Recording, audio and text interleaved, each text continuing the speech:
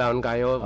Og daghang kayong salamat sa nagtabang nako, labi na ni Mayor Lourdes Cruz og ni Attorney Manny Salibay og ni Sir Eric Cadalen og yang misis nga konsehal sa dito sa Sinaplanon. Og labi na gyud nimo Sir Ramil Imborong kay kung dili patungod nimo di pugod mo tabangan ani. Daghang kayong salamat ninyong tanan, sir. So kita manungboy tulay lang sabta no, instrumento gyapon kita nga ni adin he. Labi na gyud sa Ginoo.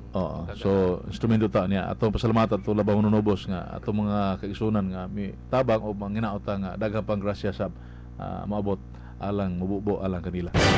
Salamat kayo niya karon alas 8:30 mo saka ka dito sa opisina ni Mayor. Ato nimo dito dahil hapiton to nimo kang Kuya Manny. Dunay itunol si Kuya Manny Salibay nga 500 pesos. No? Si Kuya Atty. Manny Salibay nimo niya. Umapuhon pod kang Kagawad Girly Cadalen dito sa Barangay Hinaplanon og gikan ni Kuya Eric Cadalen. So ingon ni ana no. So salamat kayo ha. So amping lang gyud sa lakaw.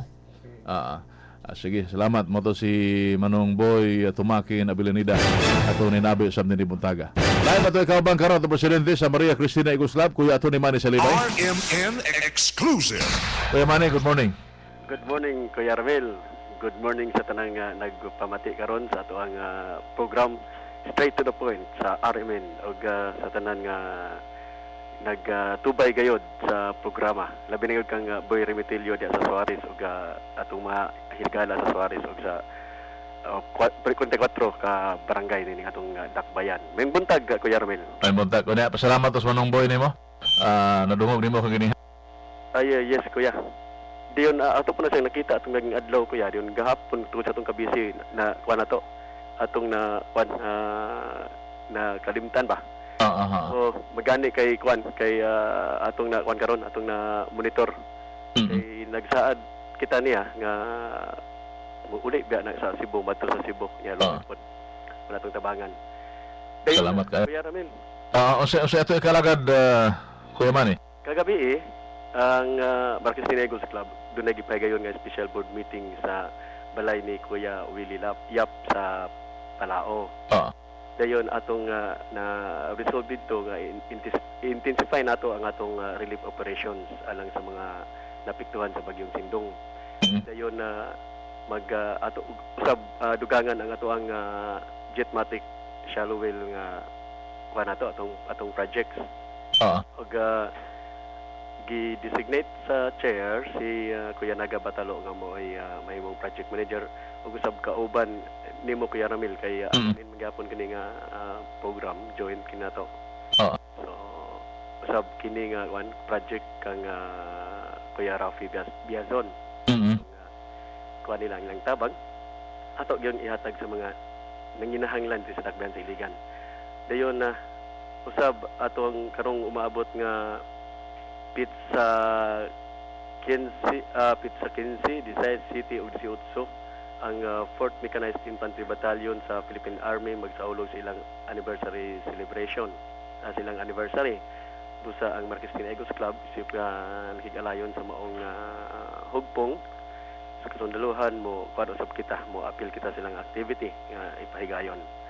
Ug karong umaabot nga Marso 11 Kuya Ramil gi-resolve sa board nga himo kita og general membership meeting March 11, that is Wednesday.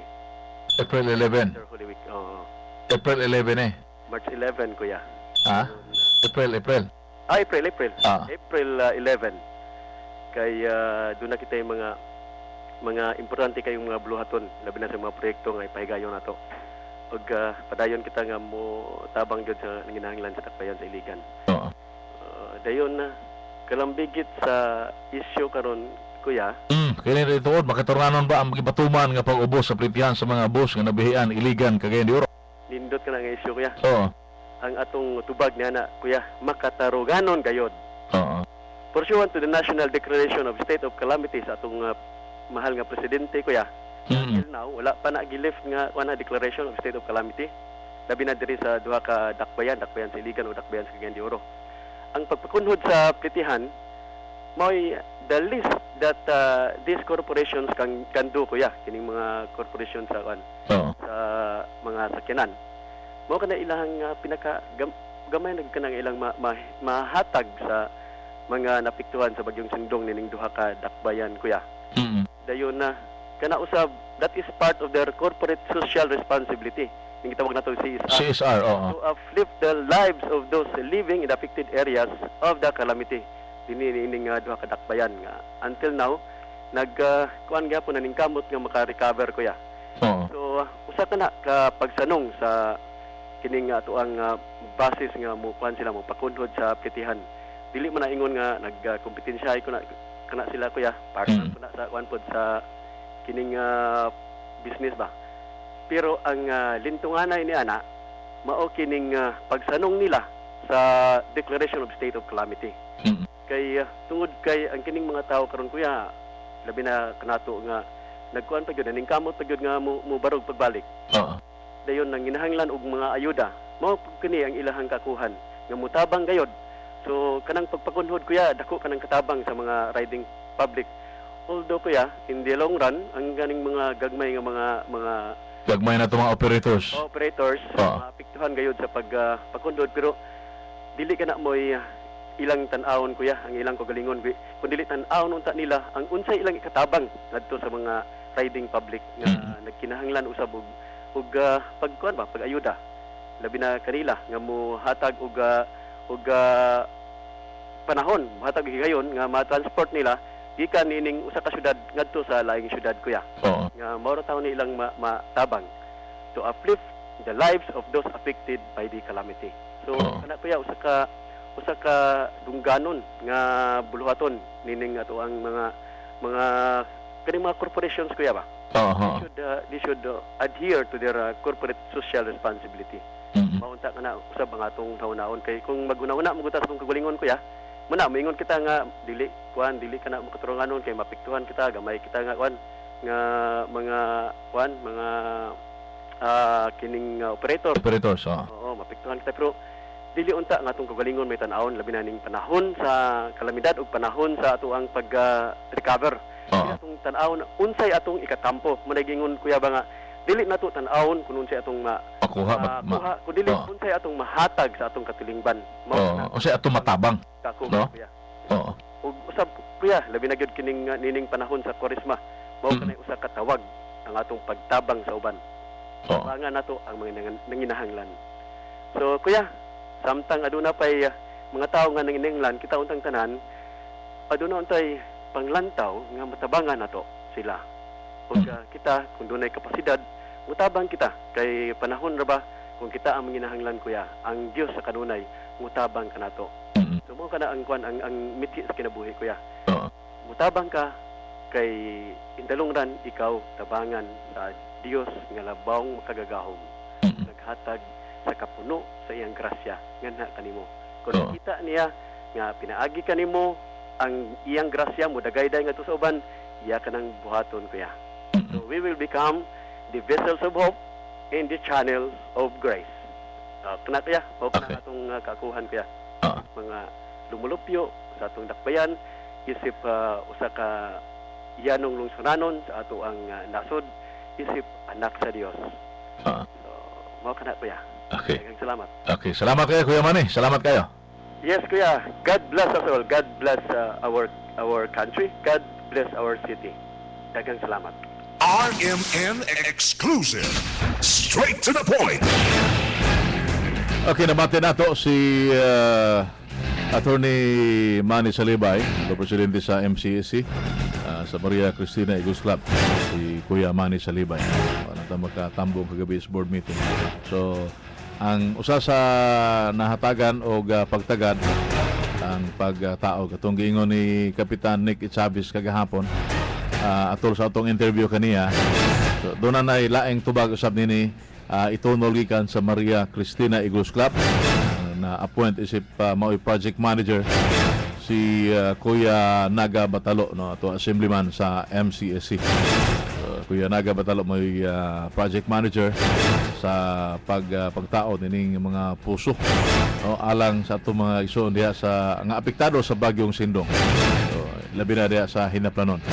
So naminaw karon na si Barangay Captain Nick Chavez. So na appeal ni kagabi sa meeting kato mga maglisod pa gyud, no, kay lisod pa gyud nato kuan katong pumping station nato na guba, lisod pa kaayo mahibalik og para magamit gyud ang magamit sa pagkaligo panglaba. So balik ta sa kaniadto katong puso. Ato pa din si Ramil, okay kaayo kana ilagi buhat nga gipa os nila ang plitihan, lipay kayo ang mga tao nga nakatabang sila sa mga nagkalisod, ilabi na kadtong naapektuhan sa baha nga sindong. Sama kanako wash out akong balay gikan ni Joy Anire. Salamat sab kayo. O niya do na say kuha din mayong buntag, mayong iligan diha sa DXIC. Si kuha ni kasama na ni Raso gikan sa Bangkok, Thailand. Naminaw sa nagmonitor sa live streaming. Stream nagmonitor si kasama na ni. Great ko happy birthday sa akong pag-umangkon nga si Carla Marie Raso Inaw. Karong adlaw Marso 29 gikan ni kasama ang Nani Raso dito sa Bangkok, Thailand. Og usab niapay kang Kuya Pedring Dalumangkad, Kuya pahalipay nila ni Mario Galiosa. Mr. Mario, birthday nila ni Mario Galiosa o Clu Jordan. Nagsaolo karong adlaw silang birthday gikan ni Kuya Pedring Dalumangkad o ni Ate Alice Dalumangkad. So dunay advisory gikan sa ato ang first Vice President Kuya Aram Garganira, kaganihan ni na mention ni Kuya Manny. Good morning fellow MCAC shooters. The 4th Mechanized Infantry Battalion is inviting us for their anniversary fan shoot competition. Katunang giingon, no, Abril 14 ang ato na sa Abril 15 ning tuiga. Katong ingong 3 stages, 73 rounds at Camp Pintoy Suarez firing at least 130 rounds. Registration 500 pesos sa Lowman, 300 sa matupa Kuya Colonel Efren Baluyot ni ang battalion commander. Okay, Kuya Colonel Efren Baluyot. Good morning, Kuya Efren. Sa mga sakop nato din sa Armadong Kusog Sirasod, labi na sa 4th Mechanized Infantry Battalion. Karon na sila monitor diri sa Tusibihan sa RMN Iligan. Salamat kayo. Okay, dinhi sa ato ang iskutanan, makataranganon ba ang ipatuman nga pag-ubos sa plitihan? Daghan ang nahimuot kalabot nini kay medyo barato na lang gikanta dinhi padung sa Cagayan de Oro o Cagayan de Oro balik sa nato dinhi. So, ang ato lang ipanginaot nga ang serbisyo sa nindot gihapon, no, way kausaban og mahimong dili sila diha maglinumbaay diha sa dagan sa National Highway.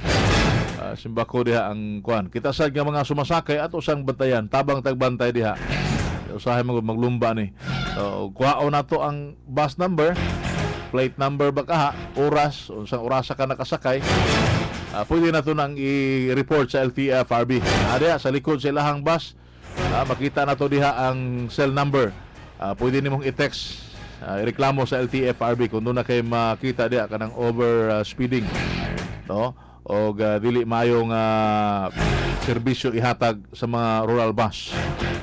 Dinhi sa ato ang sa rural o Super 5 bus. Duha ni silang kompetensya kayo. Mao ni og kuhaon ninyo ang plate number, bus number, oras kanus amo nakasakay. Anya naaman diha sa gawas nga bahin, pagitaon ninyo ng mga cell numbers nga pwede ninyong itaho ngadto sa LTFRB. Pwede sa kanato din sa RMN Diligan kay ato nang ipaabot mismo sa management, no, sa duha ka mga bus company ang rural o kining Super 5. Pwede apikita sa oras dagan sa ato mga nakahanay nga mga kalihukan alang karong adlaw, no, sa mga graduation. Ang RMN Diligan motunol sa mga awards alang sa ato mga tinun-an, labi na to mga sindong survivors. So, murapit ta og mapuhon sa lain natong iskutanan. Ato lamang nini nga kita mutabang gihapon kita pag monitor, labi na medyo naagyod dunay apektado kay labi na ato mga gagmay nga mga operators nga nagbiyahe iligan Cagayan de Oro iligan. So ano tayo oras sa pagpanay pasunahan? Niya katong mga di nato mabasa nga mga text messages ug mapuhon atong niya pay gipaapas. Congratulations to G sa late Ubanan Aligno. May graduate ni in Electronics Technology sa MSU IIT. Graduation day karon Marso 29 alas 9 buntag og ni Ili Ubanan Aligno. May graduate sab ni sa elementary Iligan City East Central School alauna sa hapon. Gikan ni Dodong Aligno. Napit yung mga limti ni kay uban kuha na gid nato. No, video wahay mo mahidangat ang inyong text messages. So uban din nato basa atong paningkamutan ugma pohon. Salamat kayo hangtod ugma sa samantang sa mga istasyon. Kasama mo sa serbisyo publiko Ramil Imburong Tatak RMN. Radyo mo nationwide.